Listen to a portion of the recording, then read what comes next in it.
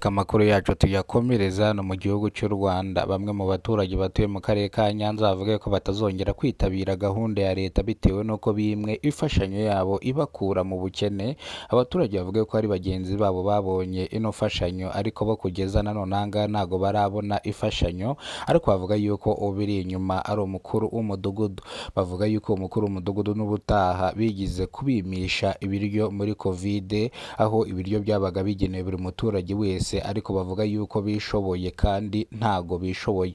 Bavuga yuko rero batazongera gukora gahunda za leta bitewe n'uko ifashanyo yabo itarabageraho bagenewe na leta kugira ngo ibakure mu bukene. Bakaba basaba leta ko yabarebaho, basaba ubuyobozi bw'akarere ka Nyanza ko bwareba cyangwa bugakemura kino kibazo kugira ngo nabo babone ifashanyo yabo nk'abandi bose. Bavuga yuko rero bitabaye ibyo batazongera gukora gahunda za leta, harimo umuganda rusange, isuku mu kagari ndetse no gutanga amafaranga y'irondo ndetse n'umutekano. Aho bavuga yuko babanze gutanga amafaranga y'irondo cyangwa umutekano usanga babari hejuru, cyangwa usanga abayobozi bababyukiye ngo nibatanga irondo cyangwa nibatanga umusanzu. Abaturage bavuga yuko rero nibatabona ifashanyo yabo ibingibi batazongera kubikora n'umunsi n'umwe, cyangwa amafaranga y'irondo n'umutekano ntabwo bazongera kuyatanga, dore ko bavuga yuko n'ubundi bayatanga abanyerondo bagendukira bakabakubita ndetse bakajya kuyanywera no mu tubari, bagategera n'abana babo bakabambura ndetse bakanabafatira n'abana ku ngufu.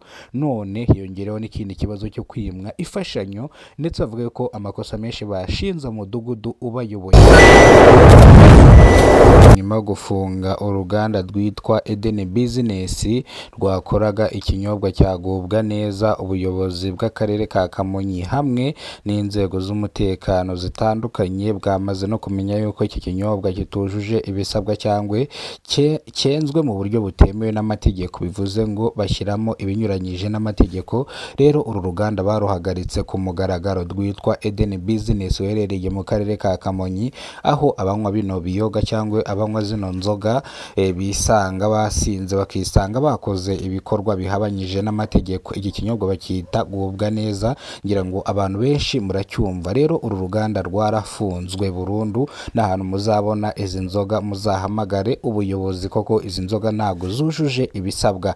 Rero ubuyobozi bw'akarere ka Kamonyi buvuga yuko inganda nk'izi ngizi mu karere kabo bagiye kuzica burundu, zenga inzoga zitemewe n'amategeko zishobora gushyira ubuzima bw'abantu mu kaga. Abaturage batuye mu karere ka Nyanza mu murenge wa Nyagisozi bavuga yuko batazongera gukora gahunda za leta bitewe n'inkunga yabo ibakura mu bukene bimwe, aho bavuga yuko umukuru w'umudugudu cyane cyane abifitemo uruhare kugira ngo bimwe zino nkunga.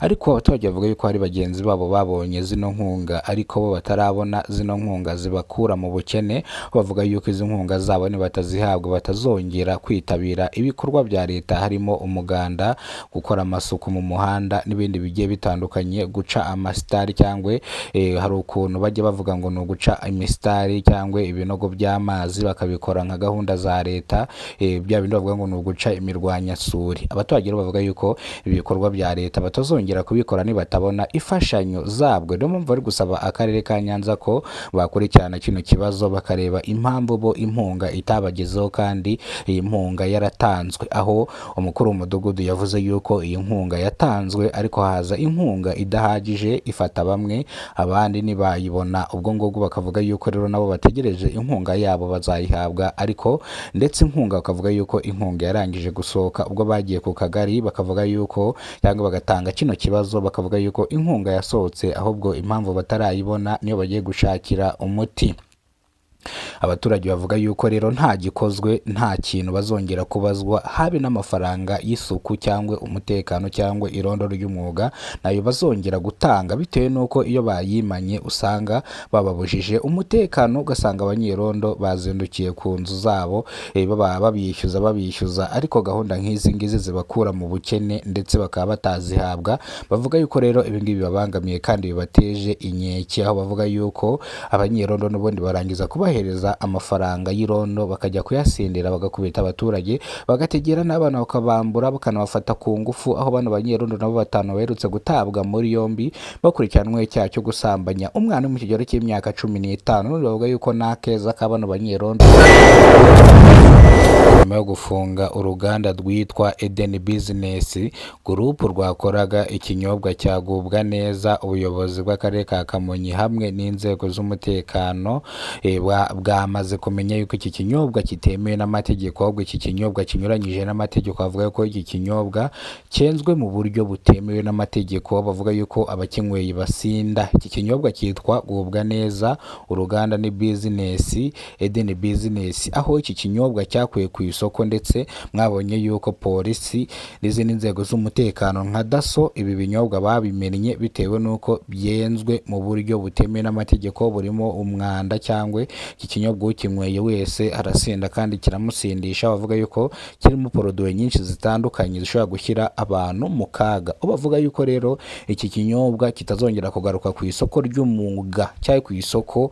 Bavuga ko rero uzabona kino kinyobwa cyagubwa neza ku isoko azahamagara inzego z'umutekano, yaba polisi yaba n'izindi nzego, kugira ngo iki kinyobwa kive ku isoko kugera igihe iki kinyobwa kizakosorwa, cyangwa igihe uruganda bazarufungurira nibwo iki kinyobwa kizagaruka ku isoko. Rero polisi yongeye gukangurira abantu kunywa ibinyobwa babanje gushishoza, cyangwa bajye babanza barebe yuko atari ibinyobwa byenze binyuranyije n'amategeko. Aho bavuga yuko abaturage bavuga yuko n'ubundi bapfa kunywa ndetse ntabwo babanje gukorana ubushishozi. Abaturage bavuga yuko bagenzi babo usanga bari kubinywa, bavuga yuko bisindisha ngo bijyana hayi.